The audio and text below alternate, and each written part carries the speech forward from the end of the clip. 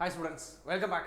നമ്മൾ cash flow statements ആണ് discuss ചെയ്തുകൊണ്ടിരുന്നത് അല്ലേ. ആ ക്യാഷ് ഫ്ലോ സ്റ്റേറ്റ്മെൻറ്റിൻ്റെ ഇൻഡയറക്റ്റ് മെത്തേഡിനെ കുറിച്ചാണ് നമ്മൾ പറഞ്ഞത്. ആ വീഡിയോ കണ്ടു കാണുമെന്ന് വിചാരിക്കുന്നു. ആ വീഡിയോ കണ്ടാലേ നിങ്ങൾക്ക് ഈ പ്രോബ്ലം ചെയ്യാൻ പറ്റുള്ളൂ. സോ നമ്മൾ എന്താ ചെയ്തത്? ഓപ്പറേറ്റിംഗ് ആക്ടിവിറ്റി മാത്രമാണ് ചേഞ്ച് വന്നത് അല്ലേ. അവിടെ നെറ്റ് പ്രോഫിറ്റ് എത്രയാണെന്ന് എടുത്തു, ഏത് വർഷത്തെ, ഈ കറണ്ട് ഇയറിലെ നെറ്റ് പ്രോഫിറ്റ് എത്രയാണ് എന്ന് പറഞ്ഞ് നമ്മൾ നോക്കി.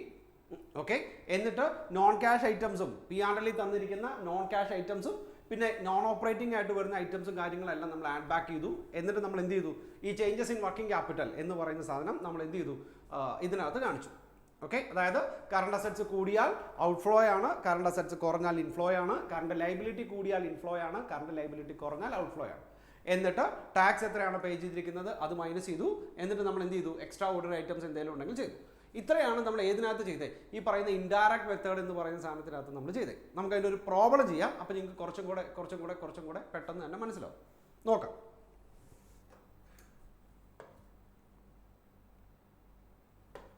പ്രോബ്ലം തുടങ്ങുന്നതിന് മുമ്പേ കാൽക്കുലേറ്റർ എടുത്ത് കൈ വെക്കുക. അതായത് കൂടെ തന്നെ നമ്മൾ ചെയ്യുന്നതിൻ്റെ കൂടെ തന്നെ നിങ്ങളത് ചെയ്ത് കേട്ട് കണ്ട് ചെയ്ത് പോവുക. എന്നാലേ അത് മനസ്സിലാവുള്ളൂ. ഫസ്റ്റ് പ്രോബ്ലമാണ്. ഓക്കെ, സോ നോക്കി, ഷെയർ ക്യാപിറ്റൽ 2 വർഷത്തെ ഡീറ്റെയിൽസ് ആണ് നമുക്ക് തന്നിരിക്കണേ. അതായത് ഇതിനെ നമുക്ക് ഓപ്പണിംഗ് എന്നും ഇതിനെ നമുക്ക് ക്ലോസിംഗ് എന്നും പറയാം കേട്ടോ. സോ പ്രോബ്ലം ശ്രദ്ധിച്ച് കേൾക്കുക. സോ നോക്കി, ഷെയർ ക്യാപിറ്റലിന്റെ ഓപ്പണിംഗ് ബാലൻസും ക്ലോസിംഗ് ബാലൻസും തന്നിട്ടുണ്ട്. സോ ഷെയർ ക്യാപിറ്റൽ കൂടിയിട്ടുണ്ട് അല്ലേ. സോ ഏത് ആക്ടിവിറ്റി ആയിരിക്കും? ഫിനാൻസിങ് ആക്ടിവിറ്റി ആയിരിക്കും. അടുത്തത് ക്യാപിറ്റൽ റിസർവ് 48. ദാറ്റ് മീൻസ് റിസർവിലോട്ട് ഈ ഒരു വർഷം എത്ര മാറ്റി വെച്ചിട്ടുണ്ട്? 48 മാറ്റി വെച്ചിട്ടുണ്ട്. കാരണം എന്തില്ല, ഓപ്പണിംഗ് റിസർവ് ഇല്ല, ക്ലോസിംഗ് റിസർവ് ആണ് 48 വന്നിരിക്കണേ. അതെങ്ങനെ വന്നിരിക്കണേ എന്താണ് എന്ന അഡ്ജസ്റ്റ്മെന്റിൽ ഉണ്ടാവും. അടുത്തത് ജനറൽ റിസർവ് 816 ആയിരുന്നു ഓപ്പണിംഗ് ബാലൻസ്, അത് മാറി 960 ആയി.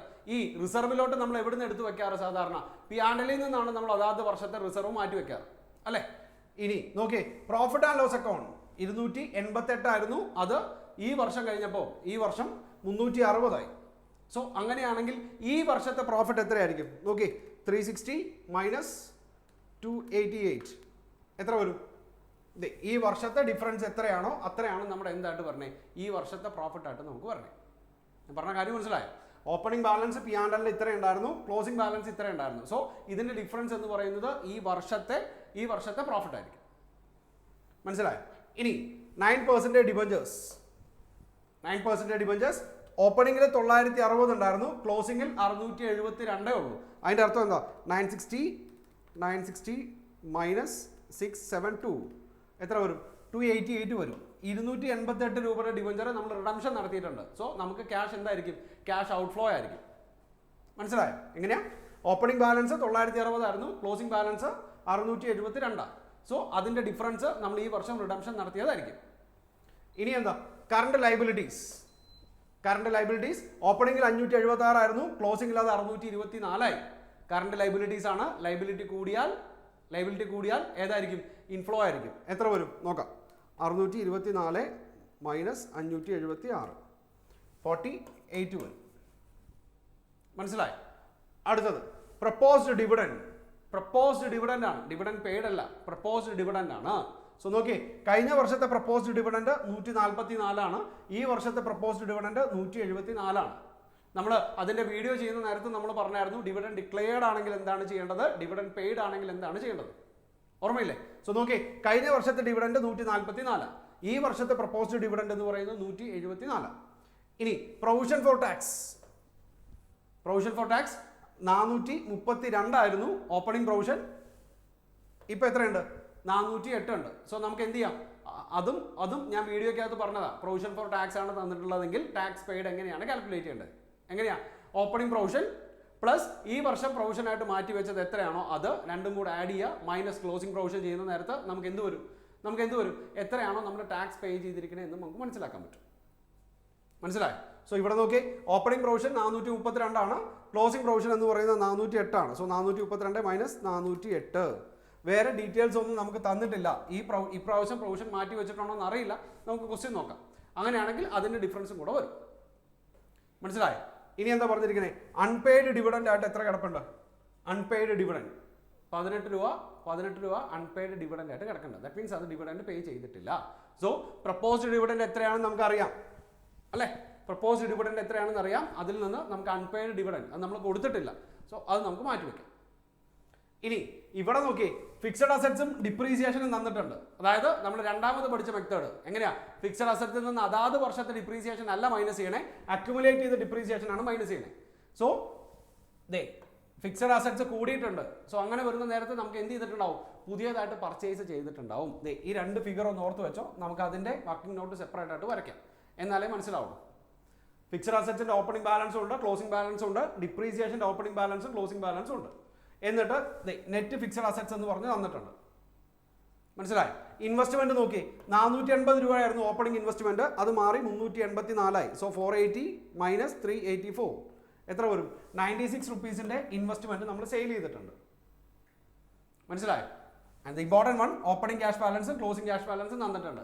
എല്ലാ ആക്ടിവിറ്റീസും വരയ്ക്കുക, ഓപ്പണിംഗ് ക്യാഷ് ബാലൻസ് ആഡ് ചെയ്യുക, നമുക്ക് എന്ത് കിട്ടണം, ക്ലോസിംഗ് ക്യാഷ് ബാലൻസ് കിട്ടണം. കറണ്ട് അസറ്റ്സ് തന്നിട്ടുണ്ട്, എന്താ ട്രീറ്റ്മെന്റ് എന്ന് അറിയാലോ, കറണ്ട് അസറ്റ്സ് കൂടി, കറണ്ട് അസറ്റ്സ് കൂടിയാൽ ഔട്ട്ഫ്ലോ ആയിരിക്കും അല്ലേ. അടുത്തത് പ്രിലിമിനറി എക്സ്പെൻസസ് നോക്കിയേ, ഓപ്പണിംഗിൽ 96 ആയിരുന്നു പ്രിലിമിനറി എക്സ്പെൻസസ്, അത് മാറി 48 ആയി. ദാറ്റ് മീൻസ് 48 നമ്മൾ എന്ത് ചെയ്ത് കളഞ്ഞിട്ടുണ്ടാവും, 48 നമ്മൾ എന്ത് ചെയ്ത് കളഞ്ഞിട്ടുണ്ടാവും, ആലോചിച്ച് നോക്കി. പ്രിലിമിനറി എക്സ്പെൻസസ് ആയിട്ട് കഴിഞ്ഞ വർഷം 96 രൂപയായിരുന്നു, ഈ വർഷം അത് എത്ര രൂപയായി, 48 രൂപയായി. സോ പ്രിലിമിനറി എക്സ്പെൻസസ് കുറയണമെങ്കിൽ അത് എന്ത് ചെയ്ത് കളഞ്ഞിട്ടുണ്ടാവും, റൈറ്റ് ഓഫ് ചെയ്ത് കളഞ്ഞിട്ടുണ്ടാവും അല്ലേ. സോ ഗുഡ് വില്ലും പ്രിലിമിനറി എക്സ്പെൻസസ് ഒക്കെ റൈറ്റ് ഓഫ് ചെയ്ത് കളയാൻ നമ്മൾ എന്ത് ചെയ്യണം, ആഡ് ബാക്ക് ചെയ്യണം. ഇനി അഡ്ജസ്റ്റ്മെന്റ്സ് നോക്കാം.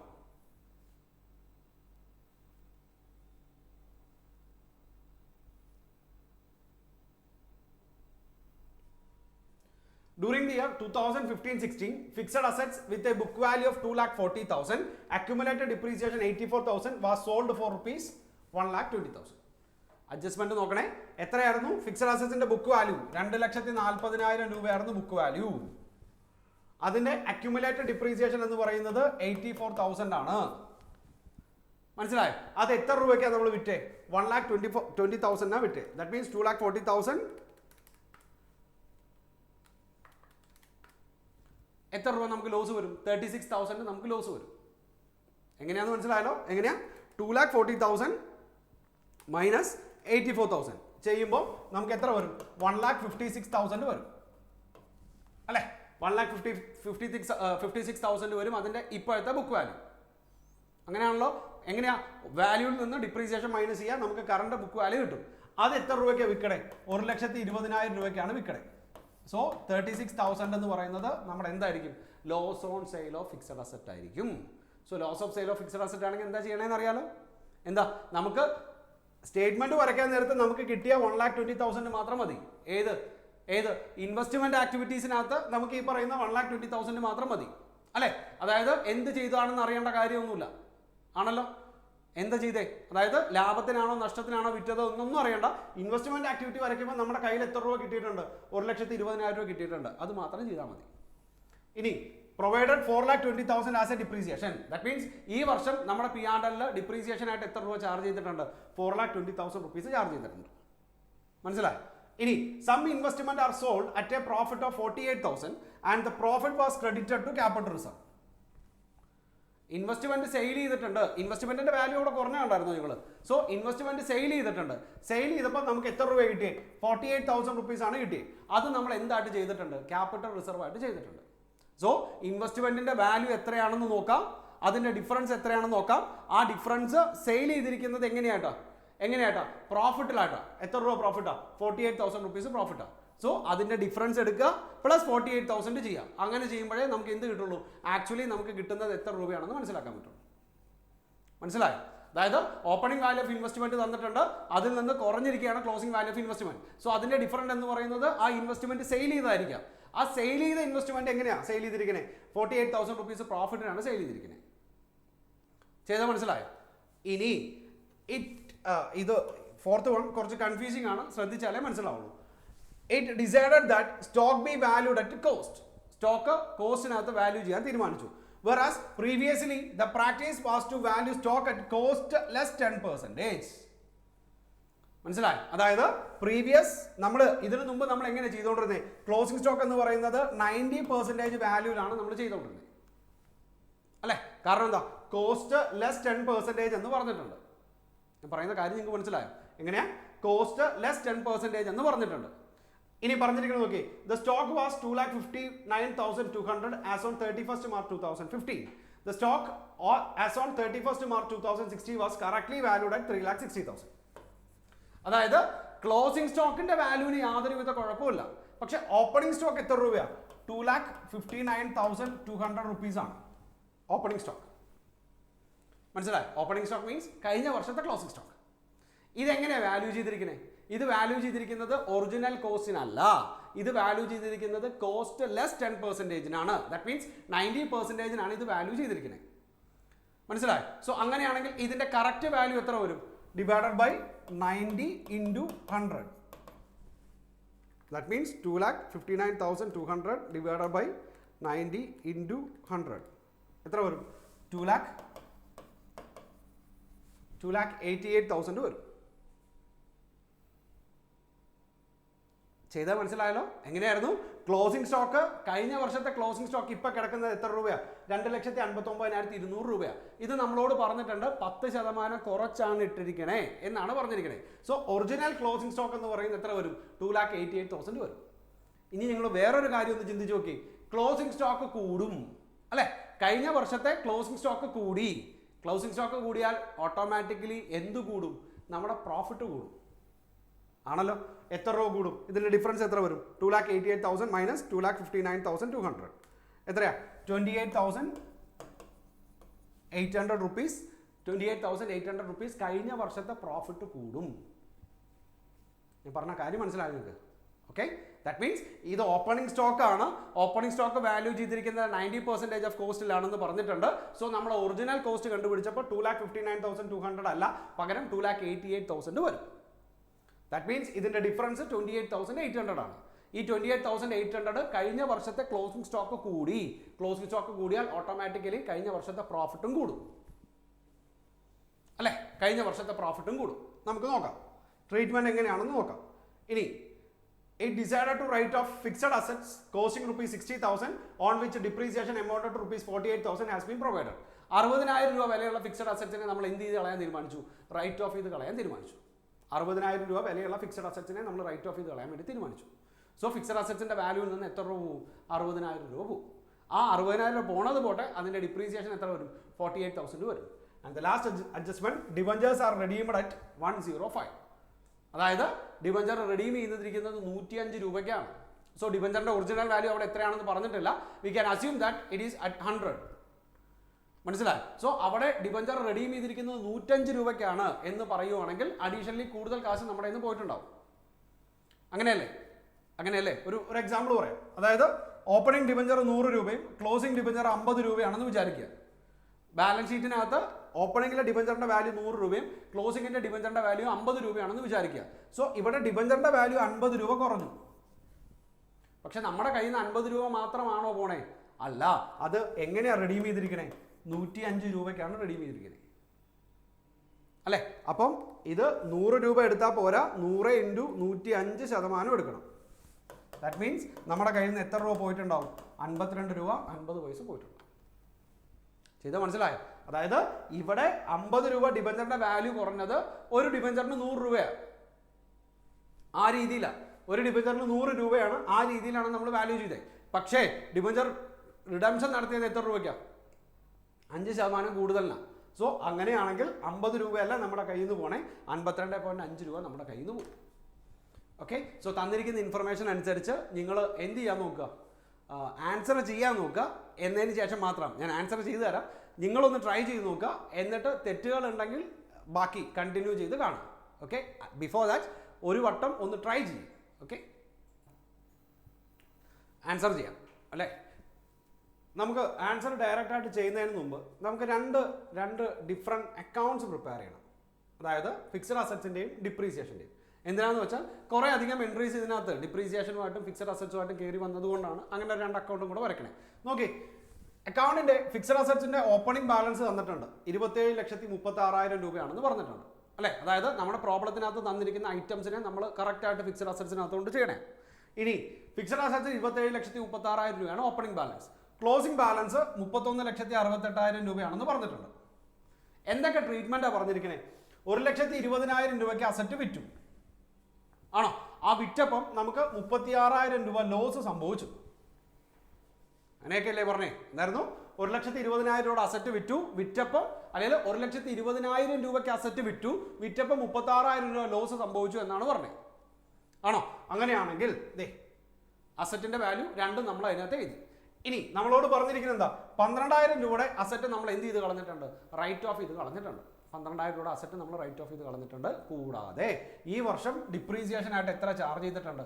4,20,000 രൂപ ഡിപ്രീസിയേഷൻ ആയിട്ട് ചാർജ് ചെയ്തിട്ടുണ്ട്.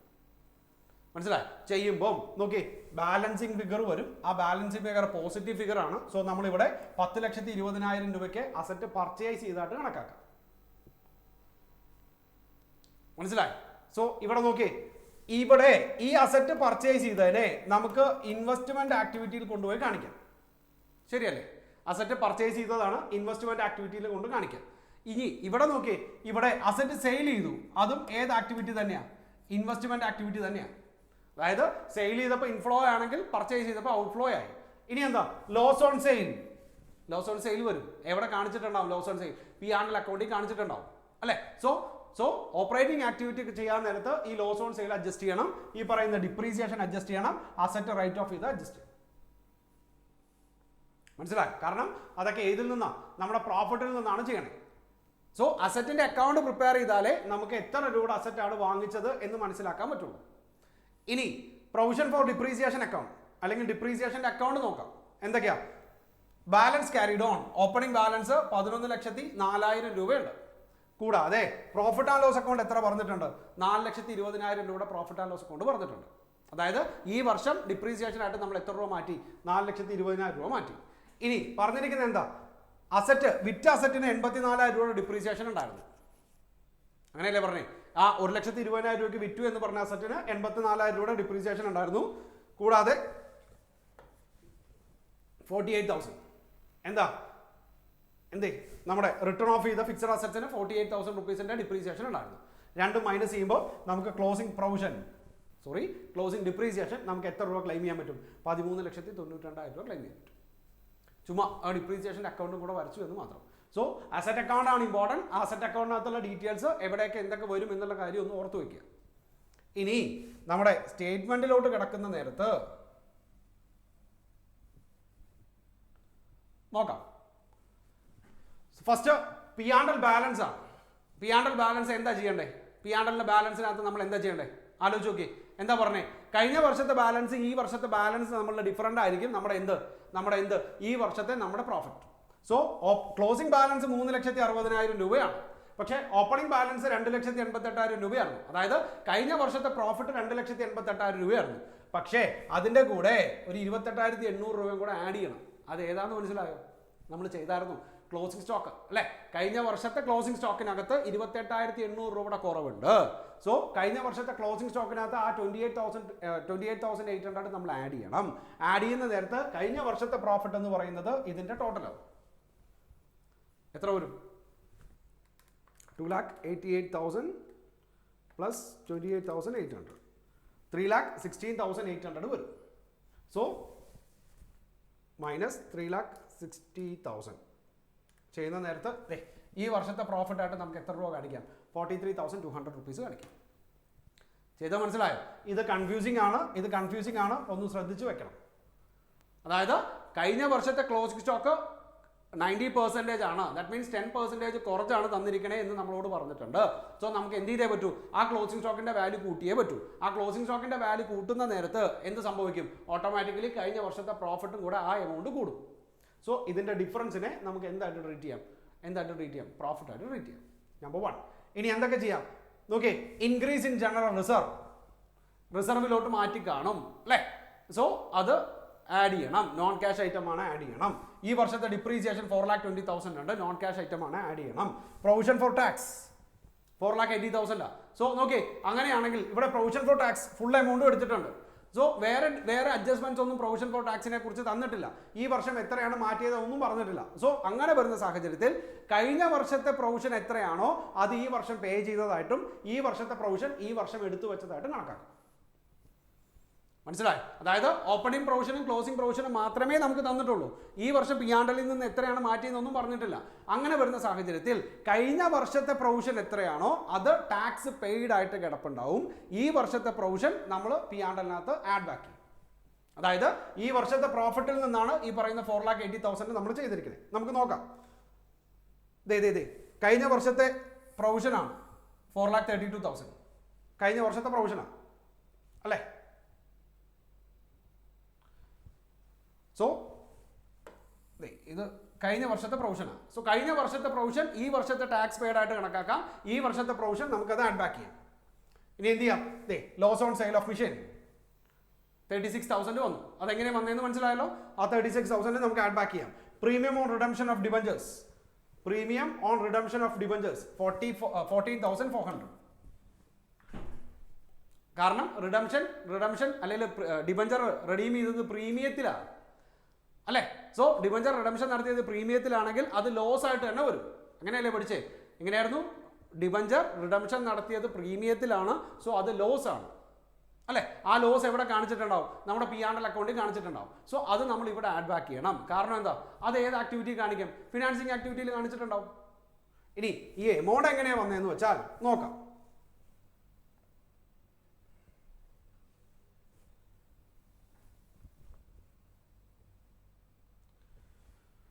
നോക്കി, ഡിബഞ്ചറിന്റെ വാല്യൂ എത്രയൊക്കെ നോക്കി. 960 ആയിരുന്നു, അത് 672 ആയി അല്ലേ? അതായത് 960 എന്നുള്ളത് മാറി 672 ആയി. അതായത് 288 രൂപയുടെ ഡിബഞ്ചറാണ്. 288 രൂപയുടെ ഡിബഞ്ചറാണ് നമ്മൾ എന്ത് ചെയ്തിരിക്കണേ? റിഡംഷൻ നടത്തിയിരിക്കണേ. ഈ റിഡംഷൻ നടത്തിയിരിക്കുന്നത് എത്ര രൂപയ്ക്കാണ്? 105 രൂപയ്ക്കാണ്. അതായത് ഡിബഞ്ചറിന്റെ വാല്യൂ 100 രൂപയാണ്. ഡിബഞ്ചറിന്റെ വാല്യൂ 100 രൂപയാ. സോ എത്ര വരും?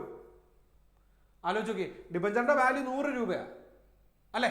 അത് എത്ര രൂപയ്ക്കാണ് നമ്മൾ എത്ര രൂപയ്ക്കാണ് റിഡംഷൻ നടത്തിയിരിക്കണേ? 105 രൂപയ്ക്കാണ് നമുക്ക് റിഡംഷൻ നടത്തിയിരിക്കണേ. ദാറ്റ് മീൻസ് ഇതിന്റെ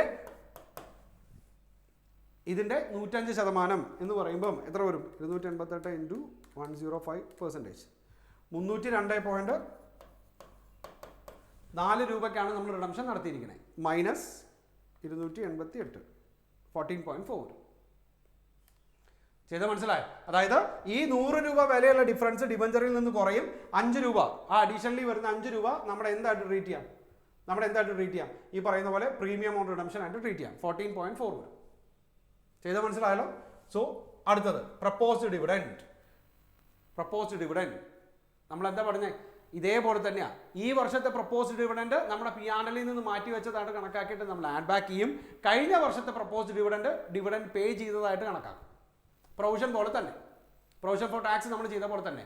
മനസ്സിലായി? അതായത് ഈ വർഷത്തെ പ്രപ്പോസ്ഡ് ഡിവിഡൻഡ് ആണ് നമ്മൾ തിരിച്ച് എഴുതണേ. ഇനി കഴിഞ്ഞ വർഷത്തെ പ്രപ്പോസ്ഡ് ഡിവിഡൻഡ് ഉണ്ടായിരുന്നു അല്ലേ? ആ പ്രപ്പോസ്ഡ് ഡിവിഡൻഡ് നമ്മൾ എന്തായിട്ട് കണക്കാക്കും? ഡിവിഡൻഡ് പെയ്ഡ് ആയിട്ട് കണക്കാക്കും. അങ്ങനെ ഡിവിഡൻഡ് പെയ്ഡ് ആയിട്ട് കണക്കാക്കുമ്പോൾ നമുക്ക് നോക്കാം. പ്രപ്പോസ്ഡ് ഡിവിഡൻഡ് ഇതുണ്ടോ? 174 പ്രപ്പോസ്ഡ് ഡിവിഡൻഡ്. അത് നമ്മൾ ആഡ് ബാക്ക് ചെയ്തു. ഇനി കഴിഞ്ഞ വർഷത്തെ പ്രപ്പോസ്ഡ് ഡിവിഡൻഡ് എത്രയാണ്? 144. അതിനകത്ത് അൺപെയ്ഡ് ഡിവിഡൻഡ് എന്ന് പറഞ്ഞിട്ട് 18 കിടപ്പുണ്ട്. ദാറ്റ് മീൻസ് 144 കഴിഞ്ഞ വർഷം നമ്മൾ കൊടുക്കേണ്ട എമൗണ്ട്. മൈനസ് 18 രൂപ അൺപെയ്ഡ് ഡിവിഡൻഡ് ആയിട്ടാണ് കിടക്കണേ. സോ എത്ര വരും? എത്ര നമ്മൾ കൊടുത്തിട്ടുണ്ടാവും? 126 രൂപ ഡിവിഡൻഡ് ആയിട്ട് പേ ചെയ്തിട്ടുണ്ടാവും. മനസ്സിലായി? നോക്കാം. അവിടെ നമുക്ക് ഫിനാൻഷ്യൽ ആക്ടിവിറ്റി എത്തുമ്പോൾ ആ എമൗണ്ട് ഒന്ന് ഓർത്ത് വെച്ചാൽ മതി. 126 രൂപ ഡിവിഡൻഡ് ആയിട്ട് പേ ചെയ്തിട്ടുണ്ടാവും. ഇനി പ്രിലിമിനറി എക്സ്പെൻസസ് റൈറ്റ് ഓഫ് ചെയ്തിട്ടുണ്ട്, ഫിക്സഡ് അസറ്റ്സ് റൈറ്റ് ഓഫ് ചെയ്തിട്ടുണ്ട്. മനസ്സിലായി? ഇത്രയും കാര്യങ്ങൾ നമുക്ക് ചെയ്യാം. ഇത്രയും കാര്യങ്ങൾ ചെയ്യുമ്പോൾ നമുക്ക് ഫണ്ട് ഫ്രം ഓപ്പറേഷൻ എന്ന് പറയുന്ന സാധനം കിട്ടും. ഇനി എന്ത് ചെയ്യണം? വർക്കിംഗ് ക്യാപിറ്റലിലെ ചേഞ്ചസ് നമുക്ക് അഡ്ജസ്റ്റ് ചെയ്യണം. നോക്കി, increase in sundry creditors 48,000 increase ചെയ്തിട്ടുണ്ട്. ക്രെഡിറ്റേഴ്സ് ഇൻക്രീസ് ചെയ്താൽ ക്യാഷ് ഇൻഫ്ലോ ആണ്. ഇനിയോ ഇൻക്രീസ് ഇൻ കറണ്ട് അസറ്റ്സ്. അവിടെ ഈ സ്റ്റോക്കിന്റെ കൂടെ, അതായത് ഈ എഴുതിയിരിക്കുന്ന ഓപ്പണിംഗ് സ്റ്റോക്കാണ് അല്ലേ? ആ സ്റ്റോക്കിന്റെ കൂടെ ഏതും കൂടെ അങ്ങ് ആഡ് ചെയ്യണം. 28,800 കൂടെ ആഡ് ചെയ്യണം. കാരണം കഴിഞ്ഞ വർഷത്തെ ക്ലോസിംഗ് സ്റ്റോക്കാണ്. സോ അതിനകത്ത് 28,000 rupees 28,800 നമുക്ക് ആഡ് ചെയ്ത് കാണിക്കണം. So increase in current assets നമുക്ക് മൈനസ് ചെയ്യാം. അങ്ങനെയല്ലേ? Increase in current liability minus ചെയ്യും. ഇൻക്രീസ് ഇൻ കറണ്ട് അസറ്റ്സ് ആണെങ്കിൽ നമ്മൾ എന്ത് ചെയ്യും? ഇൻക്രീസ് ഇൻ കറണ്ട് ലൈബിലിറ്റി ആണെങ്കിൽ ആഡ് ചെയ്യും. അസറ്റ് ആണെങ്കിൽ നമ്മൾ എന്ത് ചെയ്യും? മൈനസ് ചെയ്യും. ഇനി ക്യാഷ് ബിഫോർ ടാക്സ് ടാക്സ് കൊടുത്തതായിട്ട് കണക്കാക്കിയിട്ടുണ്ട്. കഴിഞ്ഞ വർഷത്തെ പ്രൊവിഷനാണ്, അത് ഈ വർഷം പേ ചെയ്തായിട്ട് കണക്കാക്കി നമുക്ക് എന്ത് കിട്ടും? Net cash flow from operation എന്ന് പറയുന്ന സാധനം കിട്ടും. ചെയ്ത് മനസ്സിലായോ? ഇനി ഇൻവെസ്റ്റ്മെന്റ് ആക്ടിവിറ്റി ഫിനാൻസിങ് ആക്ടിവിറ്റീസും വളരെ എളുപ്പമാണ്. പർച്ചേസ് ഓഫ് ഫിക്സഡ് അസറ്റ്സ് 10,20,000 എവിടെ നിന്ന് കിട്ടിയ എമൗണ്ടാണ്? നമ്മുടെ ഫിക്സഡ് അസറ്റ്സിൽ നിന്ന് കിട്ടിയതാണ്. ഇനി സെയിൽ ഓഫ് ഇൻവെസ്റ്റ്മെന്റ് 1,44,000. മനസ്സിലായോ? പ്രോബ്ലത്തിൽ തന്നിട്ടുണ്ട്. അടുത്തത് സെയിൽ ഓഫ് ഫിക്സഡ് അസറ്റ്സ് 1,20,000. ആ അസറ്റിന്റെ അക്കൗണ്ട് നോക്കിയാൽ നിങ്ങൾക്ക് മനസ്സിലാവും. ചെയ്യുന്ന നേരത്ത് നമുക്ക് എന്ത് കിട്ടും? ഇൻവെസ്റ്റിംഗ് ആക്ടിവിറ്റീസ് കിട്ടും. ഫിനാൻസിങ് ആക്ടിവിറ്റീസിൽ നോക്കാം. ഫിനാൻസിങ് ആക്ടിവിറ്റീസിൽ ഇഷ്യൂ ഓഫ് ഷെയർ ക്യാപിറ്റൽ 4,80,000. അതെങ്ങനെയാ വന്നേ? ഓപ്പണിങ്ങിൽ അല്ലെങ്കിൽ ബാലൻസ് ഷീറ്റ്, കഴിഞ്ഞ വർഷത്തെ ബാലൻസ് ഷീറ്റ് രണ്ട് ബാലൻസ് ഷീറ്റ് നമ്മൾ നോക്കുമ്പോൾ മനസ്സിലാവും ഷെയർ ക്യാപിറ്റൽ കൂടിയിട്ടുണ്ട്. 4,80,000 റുപ്പീസ് ഷെയർ ക്യാപിറ്റൽ കൂടിയിട്ടുണ്ട്. സോ ഇഷ്യൂ ചെയ്തിട്ടുണ്ടാവും, നമുക്ക് എന്ത് കിട്ടിയിട്ടുണ്ടാവും? ക്യാഷ് കിട്ടിയിട്ടുണ്ടാവും. മനസ്സിലായി? And the next one redemption of debentures 3,02,400. Total എമൗണ്ടാണ്. മനസ്സിലായി? എത്ര രൂപയ്ക്കാ? 105 രൂപയ്ക്കാ. സോ റിഡംഷൻ ഓഫ് ഡിബഞ്ചേഴ്സ് എന്ന് പറഞ്ഞിട്ട് നമുക്ക് എത്ര രൂപ കാണിക്കാം? 3,02,400 കാണിക്കാം. അടുത്തത് ഡിവിഡൻഡ് പെയ്ഡ് കണ്ടോ, 126. നമ്മൾ പറഞ്ഞ തന്നെ വന്നു. എങ്ങനെയാ? കഴിഞ്ഞ വർഷത്തെ പ്രപ്പോസ്ഡ് ഡിവിഡൻഡ് ആണ്. അതിൽ നിന്ന് ഏത് മൈനസ് ചെയ്തു? അൺപെയ്ഡ് ഡിവിഡൻഡ് എന്ന് പറയുന്ന സാധനം മൈനസ് ചെയ്തു. നമുക്ക് എന്ത് കിട്ടി? ഡിവിഡൻഡ് പെയ്ഡ് കിട്ടി. ഓക്കെ, സോ അത് അഡ്ജസ്റ്റ് ചെയ്യുന്ന നേരത്ത് നമുക്ക് എന്ത് വരും? Net increase or decrease in cash or cash equivalence വരും. അതിൻ്റെ കൂടെ ഓപ്പണിംഗ് ക്യാഷ് ആഡ് ചെയ്യുക. നമുക്ക് എന്ത് കിട്ടും? ക്ലോസിംഗ് ക്യാഷ് ബാലൻസ് കിട്ടും. ചെയ്ത് മനസ്സിലായി കാണുമെന്ന് വിചാരിക്കുന്നു. 1, 2, 3 തവണ വീഡിയോ കണ്ടിട്ട് അത് റിപ്പീറ്റ് ചെയ്തൊന്ന് ചെയ്ത് നോക്കുക. എന്നാലേ പെട്ടെന്ന് മനസ്സിലാവും കേട്ടോ. എന്നിട്ട് ബാക്കിയുള്ള പ്രോബ്ലം ഒന്ന് വർക്കൗട്ട് ചെയ്ത് നോക്കുക. എന്തെങ്കിലും ഡൗട്ട്സ് ഉണ്ടെങ്കിൽ നമുക്ക് എന്ത് ചെയ്യാം? ക്ലാരിഫൈ ചെയ്യാം. Okay, by.